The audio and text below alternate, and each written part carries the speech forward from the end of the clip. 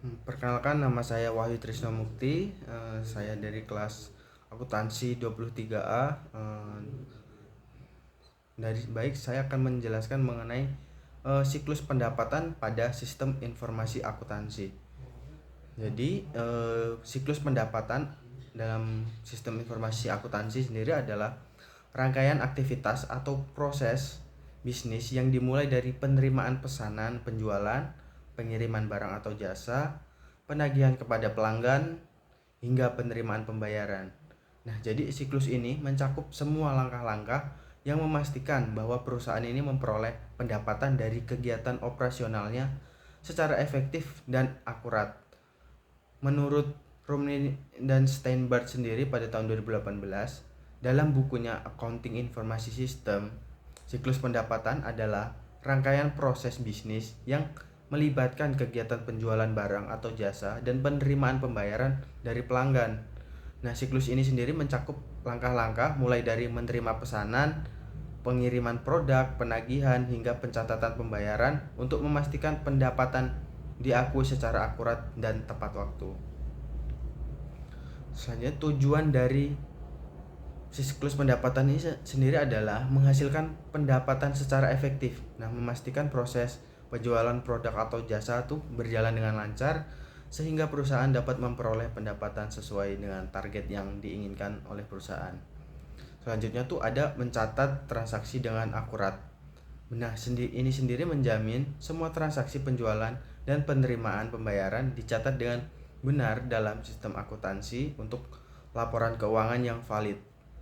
Selanjutnya tuh ada mengendalikan piutang. Ini sendiri untuk memastikan piutang dari pelanggan itu tercatat dan dikelola dengan baik agar mengurangi resiko piutang macet atau tidak tertagih sehingga terdapat kerugian di dalam perusahaan. Selanjutnya tuh ada memastikan penerimaan kas tepat waktu. Mengelola proses penagihan dan penerimaan pembayaran kas agar kas masuk perusahaan tetap optimal dan tepat waktu. Selanjutnya tuh ada mencegah kecurangan dan kesalahan. Nah, jadi itu untuk menerapkan pengendalian internal yang tepat untuk meminimalkan risiko kecurangan dan kesalahan dalam siklus pendapatan di dalam sebuah perusahaan. Komponen-komponen utamanya sendiri itu seperti pemesanan, tahap di mana pelanggan mengajukan permintaan pembelian barang atau jasa kepada perusahaan, pengiriman barang atau jasa. Setelah pesanan diterima dan diproses, barang atau jasa ini dikirimkan kepada pelanggan sesuai dengan permintaan. Bukti pengiriman seperti surat jalan biasanya dibuat sebagai dokumentasinya. Penagihan atau invoice, perusahaan membuat dan mengirimkan faktur kepada pelanggan sehingga permintaan pembayaran atas barang atau jasa yang telah dikirim. Selanjutnya itu ada penerimaan pembayaran. Jadi perusahaan itu menerima pembayaran dari pelanggan melalui berbagai metode seperti transfer bank, cek atau tunai, kemudian mencatat penerimaan tersebut. Yang terakhir itu ada pencatatan transaksi dan dalam akuntansi. Semua transaksi penjualan, pengiriman ataupun penerimaan pembayaran dicatat dalam sistem akuntansi perusahaan untuk memastikan laporan keuangan yang akurat dan terkini. Nah, sebagai contohnya ini ada sistem pendapatan warung Dwi. Jadi yang pertama tuh customer datang data pesanan ke warung. Setelah itu customer dari warung melakukan pembayaran ke kasir. Setelah ke kasir, maka kasir akan menginput data pembayaran ke sistem.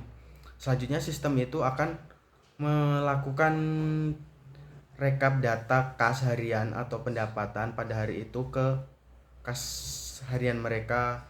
Nah, dan dikatakan ini sebagai pendapatan.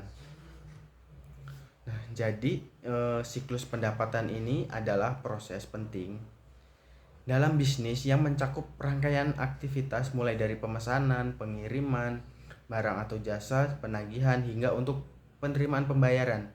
Siklus ini bertujuan untuk memastikan pendapatan perusahaan tercatat dengan akurat dan kas masuk berjalan lancar. Pengelolaan yang baik pada setiap komponen siklus pendapatan membantu perusahaan sendiri untuk meningkatkan efisiensi, mengurangi resiko kesalahan ataupun kecurangan di dalam perusahaan, serta mendukung pelaporan keuangan yang terpercaya. Nah, jadi sekian materi yang dapat saya sampaikan. Untuk kurang lebih atau kesalahan saya mohon maaf dan saya ucapkan terima kasih.